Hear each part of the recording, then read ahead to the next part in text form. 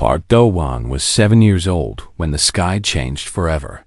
He stood in the streets of Seoul, holding his grandmother's wrinkled hand, looking up at the massive ships that blocked out the summer sun. They were beautiful and terrifying at the same time. Chrome surfaces reflected the light in ways that hurt his eyes.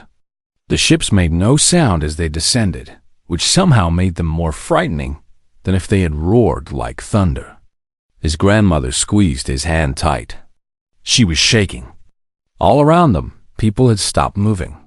Cars sat empty in the middle of roads. Shop owners stood frozen in their doorways. A woman nearby was crying softly.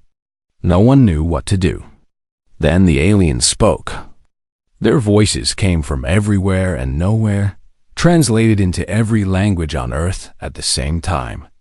They called themselves the Veltari, and they came on behalf of something called the Galactic Council. They said words like protection and guidance and peace. But even at 7 years old, Do-won heard something else beneath those words. He heard the tone his teachers used when speaking to students they thought were stupid. He heard the voice of adults who had already made decisions and did not care what children thought. The aliens were not asking. They were telling. Earth accepted their terms. What else could humanity do? The Veltari ships were the size of mountains. Their technology was so advanced, it seemed like magic. When one government tried to launch missiles at a ship hovering over their capital, the missiles simply stopped in midair and fell to the ground like dead birds. The aliens did not even bother to respond. It was beneath them. That was the year 2087. The year humanity learned it was not alone in the universe. The year humanity learned it was small. 70 years passed. Do-won was now Admiral Park Do-won, commander of what the Galactic Council allowed Earth to call a defense force. In truth, it was barely more than a police fleet. 12 old ships with weapons that could not scratch the paint on a Veltari cruiser. His job was to patrol the edges of Earth's solar system and make sure no human ships tried to leave without council permission. It was a job designed to humiliate him, and he knew it. He sat in his command chair on the bridge of his flagship, watching the stars through the main view screen. Somewhere out there, dozens of alien species traveled freely between worlds. They traded, explored, built empires, fought wars, made discoveries. And humanity sat in its tiny corner of the galaxy, allowed to look but never to touch. His second in command, a young woman named Kang Murray, approached with a datapad. She was 32 years old, brilliant, and wasted in this joke of a navy. "The monthly report from the council, sir," she said, handing him the pad. Do-won did not look at it. The reports were always the same. Earth had met its quotas for cultural exports. Earth had not attempted any unauthorized technological development. Earth remained a model junior species. "Throw it away," he said. Murray hesitated. "Sir, they require a signature." "Then sign it yourself." "I am tired of pretending to read their insults." Murray nodded and walked away. She understood. Everyone in the human fleet understood. They were not soldiers. They were decorations kept around to make humanity feel like it had some control over its own fate. But Murray did not know what Do-won knew. She did not know about the secret bases hidden in the asteroid belt. She did not know about the research stations buried beneath the ice of Europa. She did not know about the shipyards folded into dimensions the council sensors could not detect. Very few people knew. That was the point. On Earth, in the city of Geneva, Ambassador Yoon Ji-won prepared for another day of diplomatic meetings. She was 63 years old. With gray hair she kept short and practical, and eyes that had learned to hide every emotion behind a mask of pleasant neutrality. Her office was filled with alien gifts. Crystals from Veltari, woven tapestries from the Marvathi, a singing plant from a species whose name humans could not pronounce. Each gift was beautiful. Each gift was worthless. They were the kind of things you gave to children to keep them quiet while adults did important work. Ji-won hated every single one of them. Her assistant knocked and entered. "Ambassador, your daughter is on the communication line." Ji-won allowed herself a small smile. Yoonji was the one bright spot in her life. 28 years old, working as a teacher on the Mars colony, full of the hope and energy that Ji-won had lost decades ago. She activated the screen on her desk. Her daughter's face appeared, round and cheerful, with her father's nose and her mother's stubborn chin. "Mom, I only have a few minutes, but I wanted to tell you the news. I have been selected for the cultural exchange program." Ji-won kept her smile fixed in place, but inside, her heart turned cold. "The exchange program? That is wonderful, dear. I know. I will get to visit a Velthry education center. Can you imagine? Actually seeing how they teach their young. Maybe I can bring back ideas to improve our own schools." Ji-won wanted to tell her daughter the truth. She wanted to explain that the exchange program was a propaganda tool, designed to make humans feel included while actually keeping them ignorant. The Velthry would show Yoonji exactly what they wanted her to see. They would fill her head with carefully selected information. They would send her home believing the council was wise and kind, and that humanity was lucky to have such generous masters. But Ji-won said none of this. She had learned long ago that some truths were too heavy for others to carry. "I am proud of you," she said instead. "Send me pictures." After Yoonji disconnected, Ji-won sat alone in her office for a long time. She looked at the alien gifts surrounding her. She thought about her daughter's excitement. She thought about 300 years of humans smiling and bowing and saying, "Thank you," for scraps. Her personal communicator buzzed. A message with no sender identification. When she opened it, there were only 3 words. Phase 3 complete. Ji-won closed her eyes. Somewhere in the darkness behind her eyelids, she could see the future taking shape. Ships that the council did not know existed.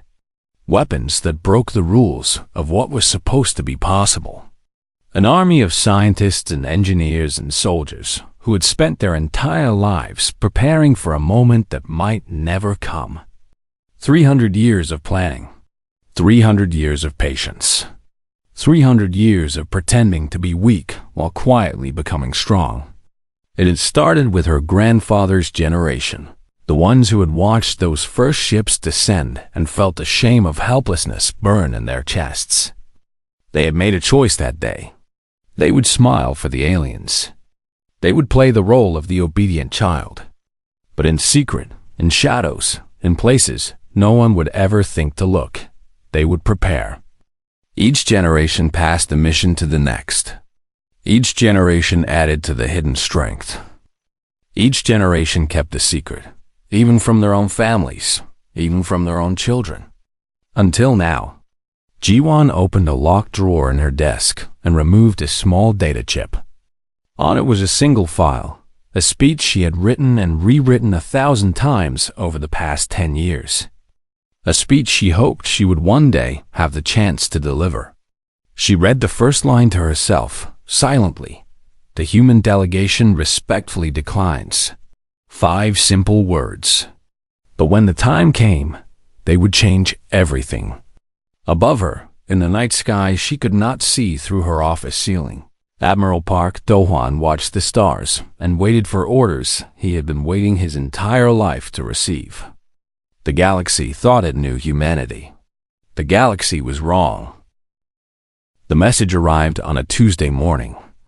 Ji-won was eating breakfast when her secure communication device started flashing red. Red meant urgent. Red meant drop everything.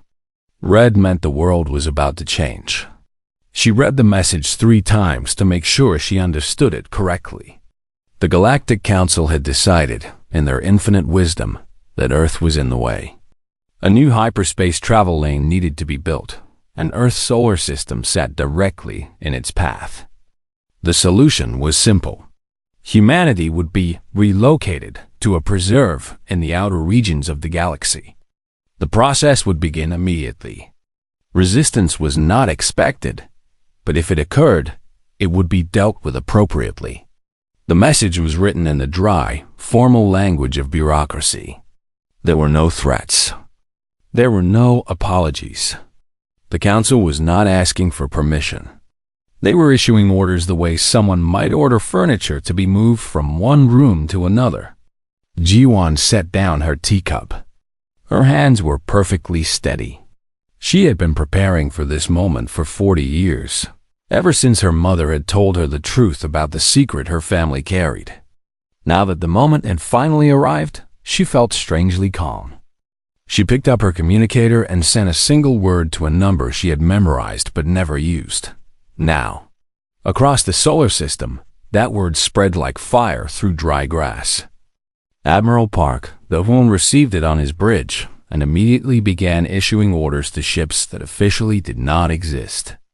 Captain Kang Mireille received it and felt her heart nearly stop before she forced herself to focus on her duties.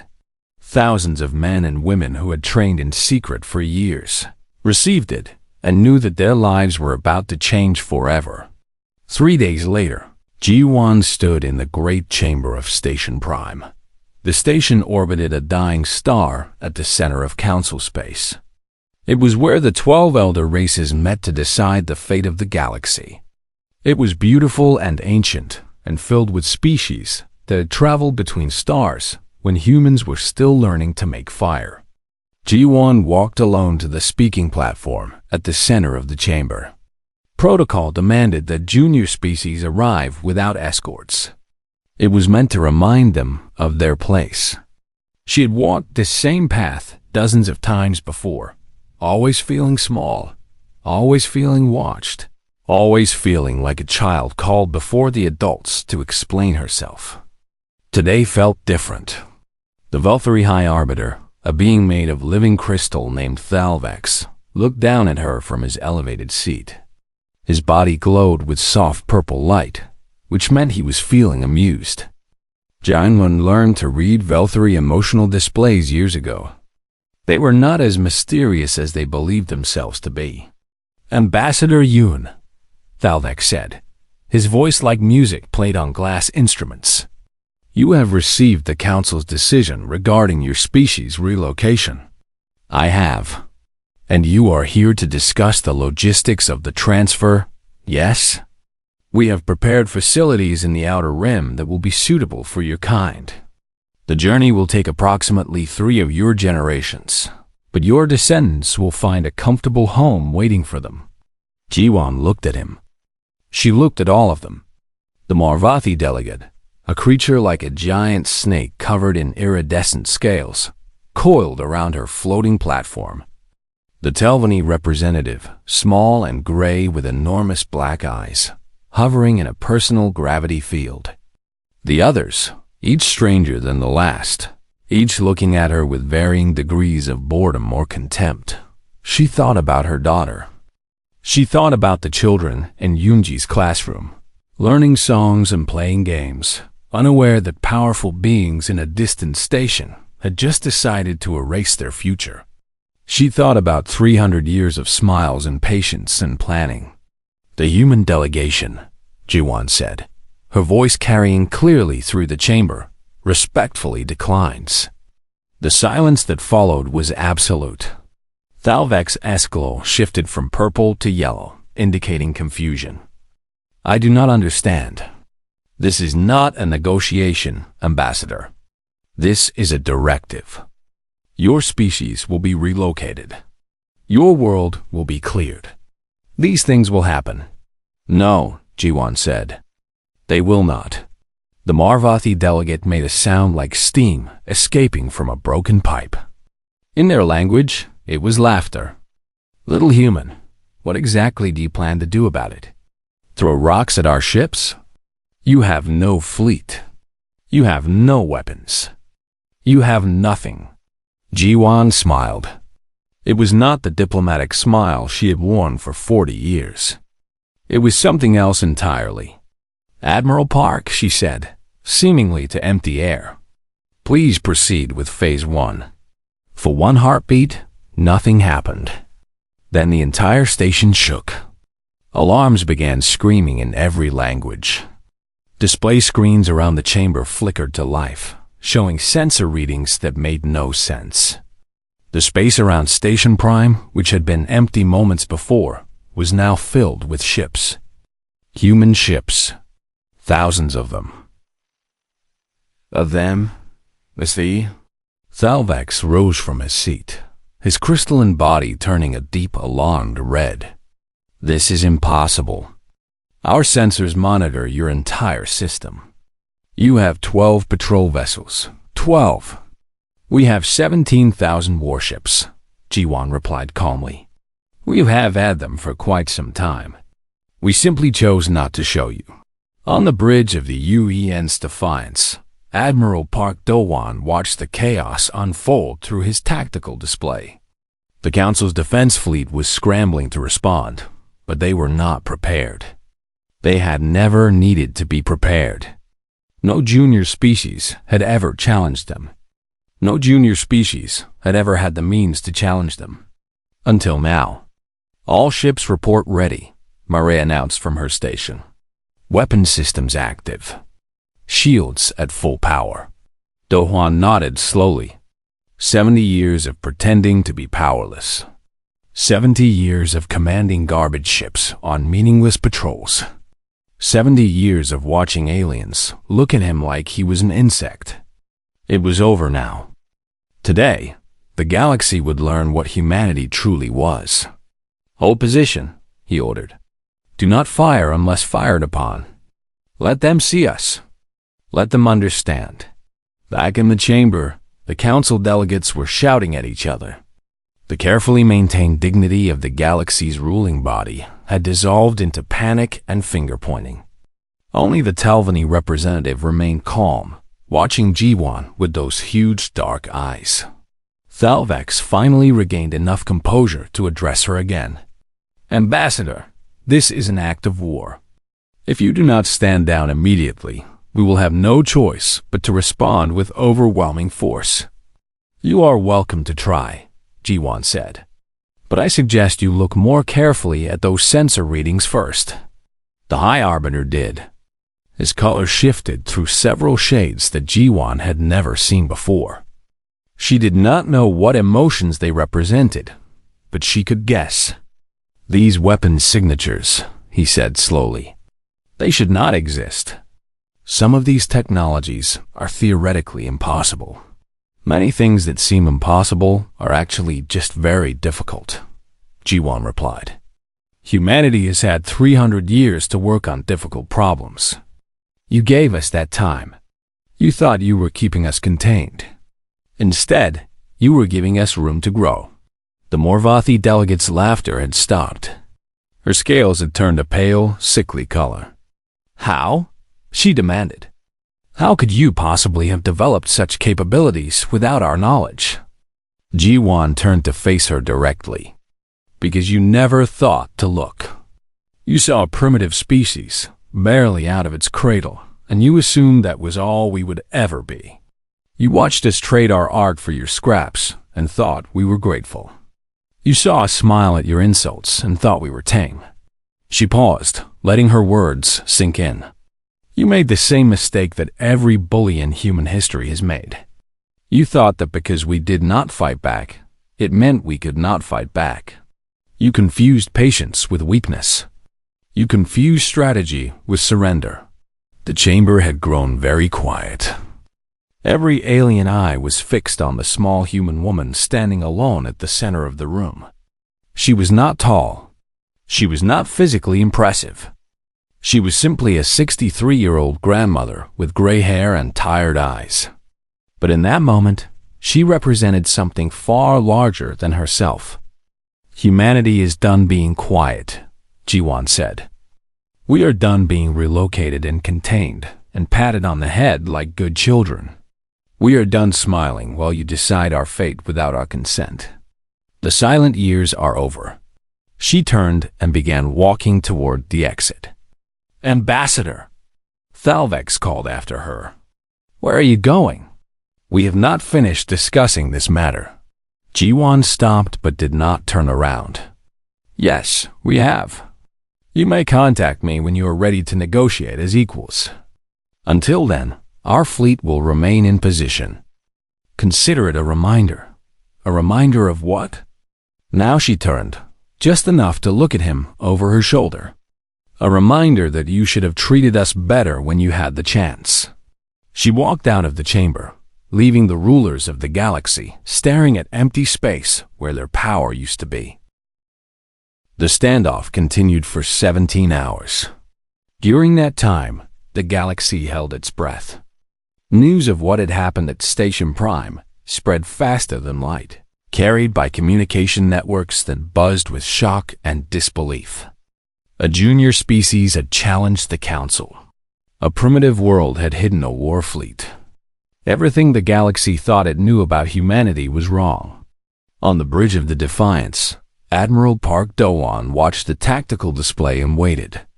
The Council's defense fleet had formed a protective formation around the station, but they had not attacked. They were still trying to understand what they were facing. Do-won understood their confusion. For 300 years, the Council had monitored Earth with the most advanced sensors in the galaxy. They had watched every rocket launch, every satellite deployment, every attempt at technological progress. They had seen exactly what humanity wanted them to see. It had been the greatest magic trick in history. And like all great magic tricks, it worked because the audience was looking in the wrong direction.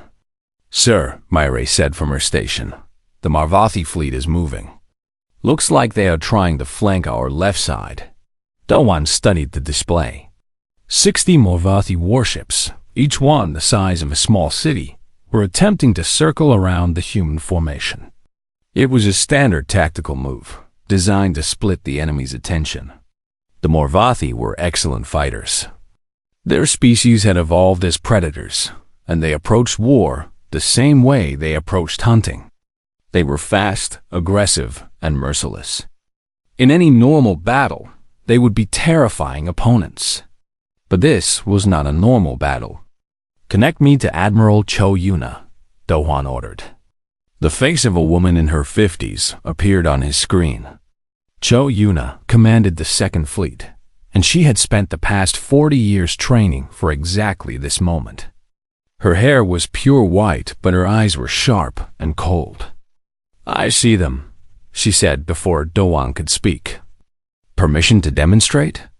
Do-won considered for a moment. The goal was not to start a war. The goal was to make war unnecessary by showing strength so overwhelming that fighting would be pointless.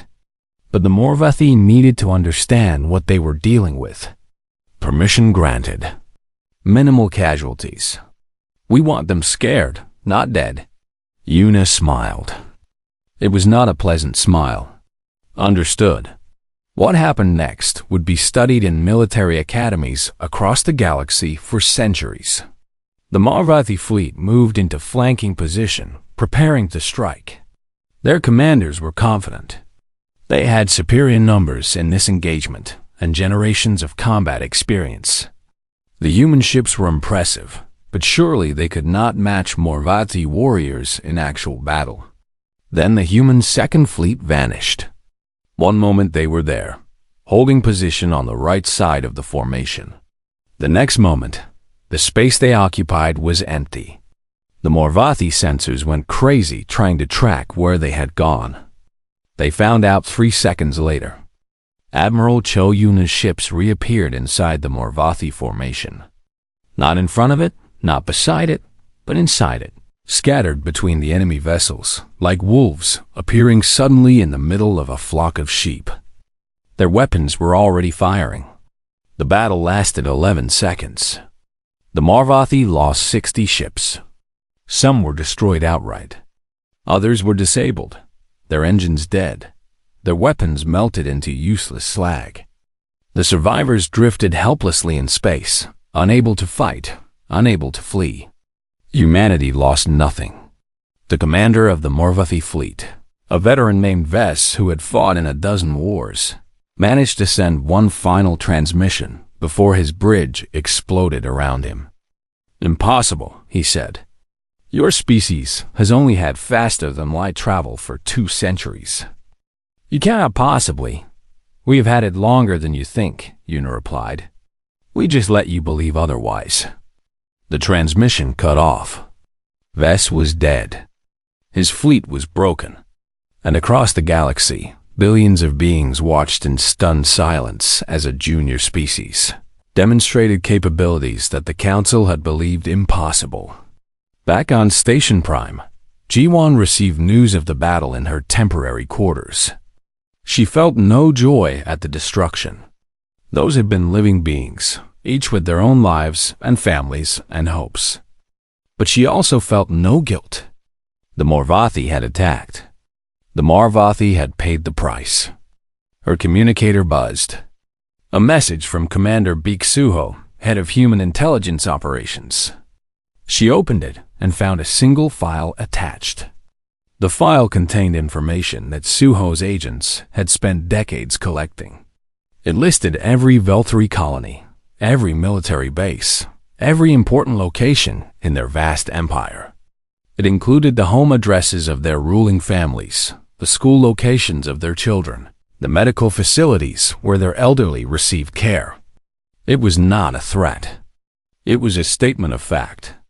Humanity knew everything about its potential enemies. Humanity could reach them anywhere, at any time, and there was nothing they could do to stop it. Ji-won authorized the transmission of this information to the Veltri High Command. She included a simple message: "We know where you sleep." The Veltri response came within the hour. They were willing to negotiate. When Ji-won returned to the council chamber, the atmosphere had changed completely. The delegates no longer looked bored or amused. They looked afraid. Some of them, like the Telvanni representative, looked almost hopeful, as if they had been waiting for someone to challenge the established order. Thalvek's crystalline form had settled into a steady gray color. Resignation, Ji-won thought. He had finally accepted that he was no longer in control. "Ambassador Yoon," he said, his musical voice now flat and tired. "The council is prepared to discuss your concerns." "Good." Ji-won walked to the speaking platform, but this time she did not stand below the elevated seats of the council. She stood at the center of the room, at eye level with no one and everyone. "Let us begin with the truth." "The truth about what?" "About what relocation really means." The chamber fell silent. Several delegates shifted uncomfortably. The Morvathi representative, a new one sent to replace the one who had ordered the failed attack, refused to meet Ji-won's eyes. "We know about the others," Ji-won continued. "We know about the 14 species that were relocated before us. We know that relocation is your word for genocide. We know that you have been eliminating potential competitors for 40,000 years. We know everything." Thalvax made a sound like breaking glass. Among Velthari, it indicated extreme distress. "How could you possibly know these things? Those records are sealed. They are classified at the highest levels." "You underestimate human curiosity," Ji-won replied, "and human patience. For 300 years, we have been watching and listening and learning. Every piece of technology you gave us, we studied until we understood it better than you do. Every piece of technology you denied us, we invented ourselves. Every secret you thought was safe, we eventually uncovered." She let her gaze move across the chamber, meeting the eyes of each delegate in turn. "The 14 species you eliminated were not threats. They were just different. They thought in ways you did not understand. They developed in directions you could not predict. And that scared you. So you destroyed them, slowly and quietly. And you told yourselves it was necessary for galactic stability." The Telvanni representative, the small gray being with the enormous eyes, spoke for the first time. Her voice was soft and sad. "We remember some of them. The singers. The dream walkers. We remember what was lost.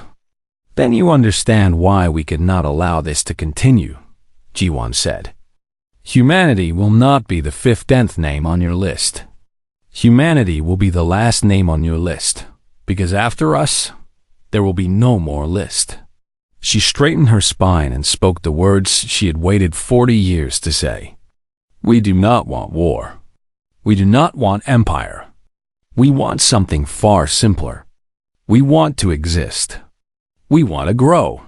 We want to explore the universe alongside the other species of this galaxy, not beneath them.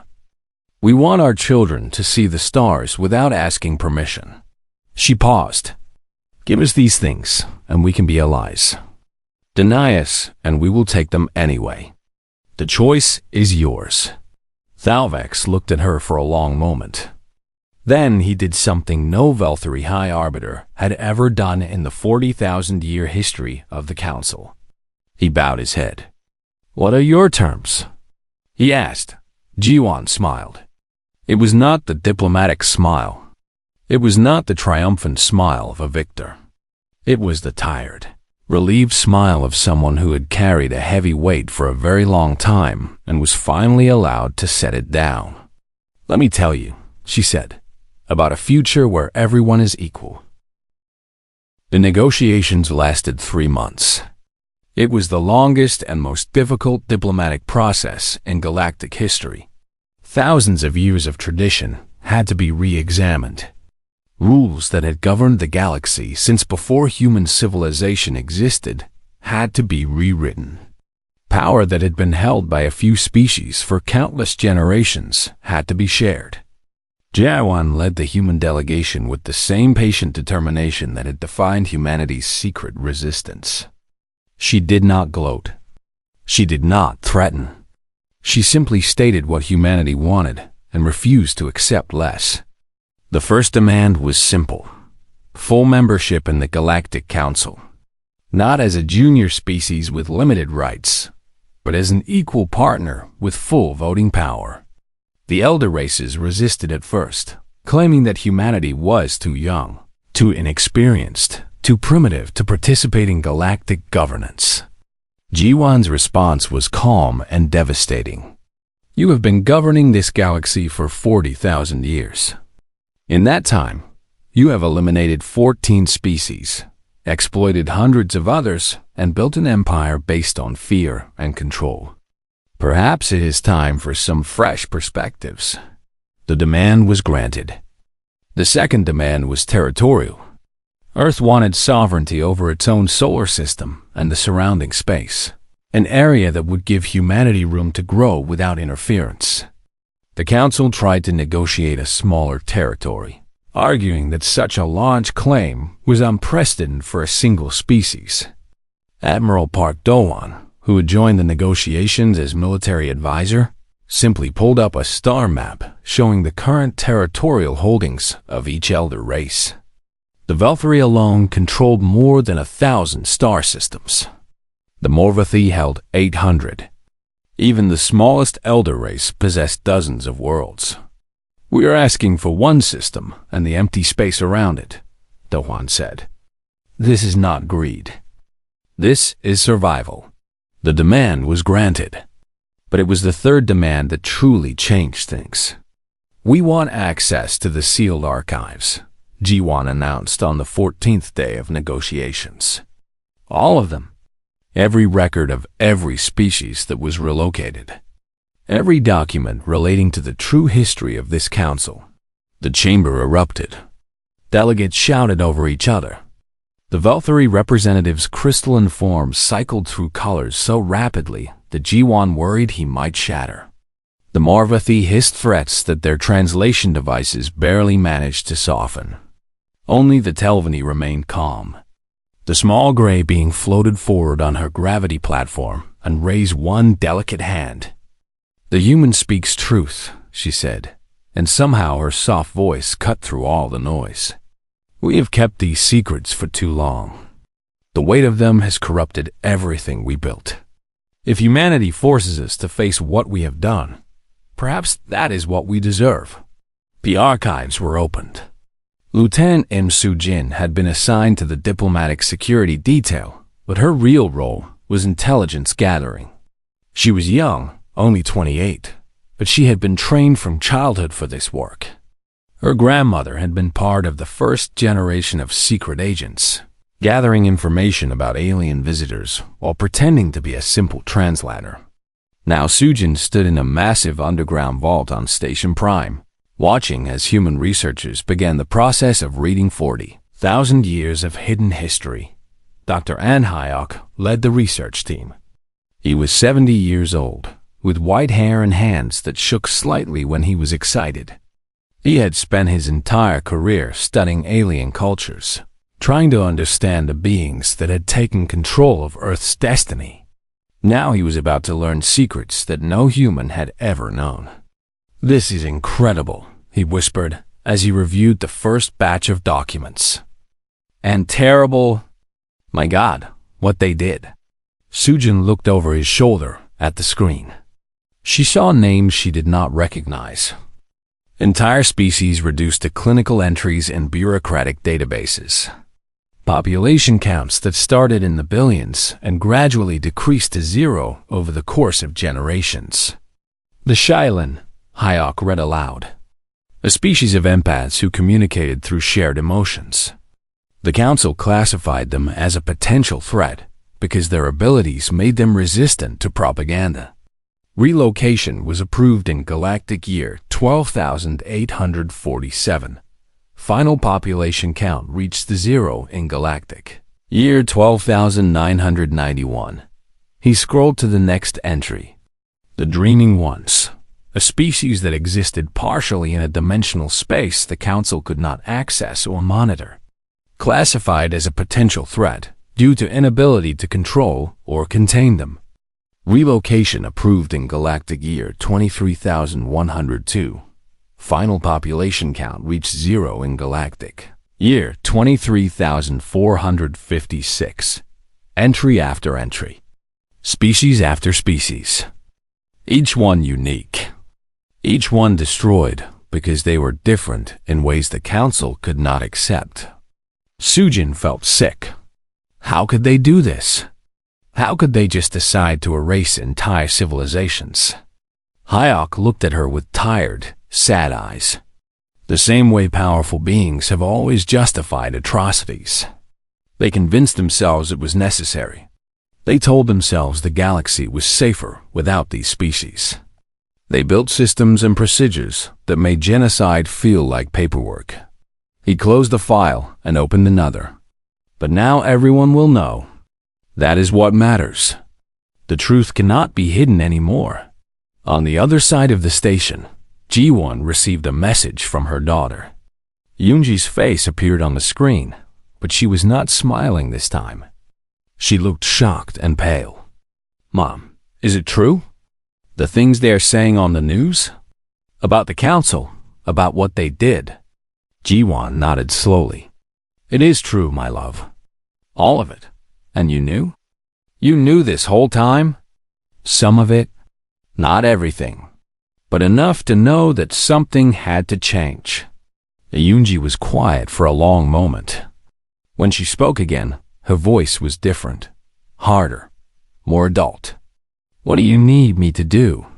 Ji-won felt a surge of pride so strong it almost brought tears to her eyes. Her daughter was no longer a child. She was a woman who understood that knowledge brought responsibility. "Right now, I need you to do your job," Ji-won said. "Teach your students. Help them understand what they are seeing on the news. Help them process it in healthy ways. The children are going to need guidance in the days ahead. And after that, we will build something better. Together." She ended the call and returned to the negotiation chamber. The council delegates were waiting, their postures defeated, their resistance broken. The release of the archives had done what no fleet of warships could have done alone. It had destroyed their moral authority. It had exposed them not as wise rulers, but as criminals on a galactic scale. Dalvak spoke first. "Ambassador Yoon, we have reviewed your remaining demands. We find them acceptable. However, we must ask what happens now. What does humanity intend to do with the power it has claimed? It was a fair question. Throughout history, those who overthrew tyrants often became tyrants themselves. The Council had every reason to fear that humanity would use its newfound strength to dominate rather than liberate. Ji-won considered her answer carefully. She thought about the generations of humans who had sacrificed everything to reach this moment. She thought about the 14 species who had been erased from existence. She thought about her daughter and all the children like her who deserved a future that was not defined by fear. "We intend to share it," she said finally. "Not just with the elder races, but with everyone. Every species that has been pushed to the margins. Every world that has been told it does not matter. Every voice that has been silenced." She paused. "We did not build our fleet to rule. We built it so we would never have to kneel again. But more than that, we built it so that no one else would have to kneel either. Not to you and not to us." The Telvanni representative made a sound that the translation devices interpreted as laughter mixed with tears. 300 years, she said. "You spent 300 years preparing to liberate not just yourselves, but everyone. Do your people even understand what they have done?" Ji-won smiled. "They are beginning to. And when the full truth reaches every corner of this galaxy, everyone else will understand too." She looked at the council delegates one final time. "The old order is finished. You ended it yourselves through your own actions. All we did was turn on the lights. Now we build something new. Something better. Something that includes everyone." She turned and walked out of the chamber. Behind her, for the first time in 40,000 years, the Galactic Council had nothing to say. The galaxy changed faster than anyone expected. Within 1 month of the revelations, 17 species declared independence from Council authority. Some were small races that had been ignored for centuries. Others were larger civilizations that had been too afraid to challenge the established order. Now, with the Council weakened and humanity standing as proof that resistance was possible, they found their courage. The Veltari Empire did not survive the scandal. For 40,000 years, they had presented themselves as wise and benevolent leaders. The truth revealed them as murderers. Their unity shattered as different factions blamed each other for the crimes of the past. Civil war erupted on a dozen worlds. The crystal spires that had symbolized Velthara civilization began to crack and fall. The Morvathi faced similar troubles. 3 of their core worlds rose up in revolution, led by younger generations who refused to accept the guilt of their ancestors. The old warrior culture, built on pride and honor, could not survive the knowledge that this pride and honor had been used to commit genocide. Across the galaxy, statues were torn down. Archives were opened. Secrets that had been kept for millennia were finally spoken aloud. It was painful and chaotic, and sometimes violent. But it was also necessary. Admiral Park Do-won watched all of this from the bridge of the Defiance.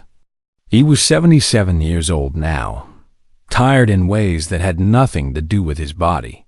He had spent his entire life preparing for a war that had lasted only 11 seconds. Now he had to figure out what to do with the peace. "The Civilian Council wants you to lead the new defense force," Myre said. She was a captain now, promoted after her performance during the revelation. "They say the people trust you." Do-won shook his head slowly. "The people trust the uniform, not the man inside it. I'm too old for new battles. Let someone younger take command. Someone who can build instead of just fighting. What will you do?" He looked out at the stars that had been his home for so many years. "I will go home. I will plant a garden. I will watch the sun rise over mountains that I have not seen since I was a child." He smiled, a real smile, perhaps the first in decades. "I think I have earned some quiet." Myre nodded. She understood. All the old warriors understood. They had given everything they had to reach this moment. Now it was time for a new generation to carry things forward. Captain Kangmire took command of the Defiant 6 months later. Her first mission was not military. She led a fleet of exploration vessels into uncharted space, beyond the boundaries that the Council had forbidden humanity from crossing. It was the first time in 300 years that humans traveled the stars without asking permission. She sent messages back to Earth regularly. Each one described wonders that humans had never imagined. Nebulae that glowed with colors no Earth language had words for. Abandoned space stations built by species that had vanished millions of years ago. Planets covered in crystal forests that sang when the wind blew. A universe of beauty and mystery that had been waiting for humanity to find it. Her final transmission, sent from the edge of known space, was simple and perfect. There is so much more out there. We have only just begun. Then she disappeared into the unknown reaches of the galaxy. Some say she is still out there, exploring, discovering, pushing the boundaries of what is possible. Some say she found something wonderful and decided to stay. Either way, she became a legend, the first human to truly sail the endless sea of stars. Dr. Yoon Ji-won never returned to diplomatic service. She had spent 40 years wearing masks and playing games, and she was done with all of it. Instead, she founded the Institute for Galactic Integration, dedicated to helping the newly liberated species navigate their independence. The Institute taught practical skills like governance and economics. But more importantly, it taught hope. It showed species who had been oppressed for generations that they could build their own futures. It connected worlds that had never been allowed to communicate with each other. It created a network of support that crossed all boundaries of biology and culture. Her daughter Yoonji became the Institute's first graduate, then its youngest director. She had inherited her mother's intelligence and her grandmother's courage. Under her leadership, the Institute grew from a small organization into a galactic movement. The Institute's motto, chosen by Ji-won herself, was carved above every door in every building on every world where it operated. Never again alone. Commander Baek Suho vanished into the shadows, which was exactly where he wanted to be. His networks, built over decades to gather intelligence on potential enemies, transformed into tools for understanding potential friends. He established early warning systems to prevent future atrocities. He created channels for species to share grievances peacefully before they became violent. He did the quiet, invisible work that kept the new order stable. No one ever gave him credit. No one ever knew his name. That was how he preferred it. Admiral Cho Yuna became the first human to sit on the reformed Galactic Assembly, the organization that replaced the old council. The assembly operated on different principles. Every species had an equal voice. Decisions required consensus, not commands. Power was shared instead of concentrated. When reporters asked her why humanity had chosen cooperation over conquest, despite having the strength to dominate the galaxy, Yuna gave an answer that would be remembered for centuries. Power without purpose is just violence, she said. We did not build our fleet to rule. We built it so we would never have to kneel again. There's a difference between strength and cruelty. There's a difference between protecting yourself and destroying others. Humanity learned this lesson the hard way, through thousands of years of our own wars and mistakes. We do not want to repeat those mistakes on a galactic scale. She paused, her white hair gleaming under the studio lights, her cold eyes softening just slightly. We want to be good neighbors. That is all. Just good neighbors in a very large neighborhood. Dr. An Hyuk spent his remaining years documenting humanity's hidden history. He interviewed thousands of people who had participated in the 3 centuries of secret preparation. He collected their stories, their sacrifices, their hopes and fears. He wrote it all down so that future generations would understand what had been done and why. His final book, titled The Long Game, How Humanity Won by Refusing to Play, became required reading on 1,000 worlds. It was translated into more languages than any other book in history. It taught the galaxy that patience and determination could overcome any obstacle, that the powerful were never as strong as they believed, and that even the smallest species could change everything if they refused to give up. Earth itself transformed. The secret bunkers hidden beneath mountains and oceans were opened and turned into museums.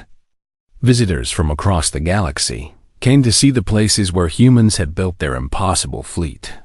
They walked through underground factories where ships had been constructed in dimensional pockets that sensors could not detect. They watched historical recordings of scientists and engineers working in total secrecy, knowing they would never live to see the fruits of their labor. The underwater research stations surfaced. The asteroid bases revealed themselves. For the first time in 300 years, humanity had nothing to hide. On the anniversary of what everyone now called the Revelation, a memorial was unveiled in Geneva. It was a simple structure, a wall of black stone stretching across a peaceful garden. It listed no names because there were too many names across too many generations. Instead, it bore a single inscription. They called us young. They called us weak. They called us insignificant.